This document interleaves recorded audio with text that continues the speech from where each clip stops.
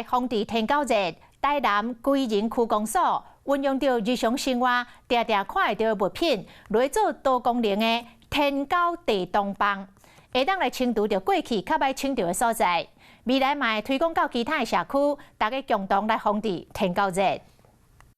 特定者日常生活会当看到物件，全部斗做伙，地当变做一个对抗天狗热的道区。这是由归仁区公所董事想的，若是用这两个道区，地当轻松甲歹清的所在清掉，卖当真有效来对抗天狗热。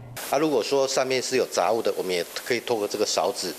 目前看到这个勺子，来把这个天狗把它清干净。因为这做材料是真好睇到，公所未来嘛邀请社区共同来制作。因为这一支反应非常不错那我们也会在近期找各里的一个防疫志工我们一起请他们大家一起来制作。公所除了推广到社区，嘛期待透过较侪人来使用，当这变动环境，互社区较袂生网虫。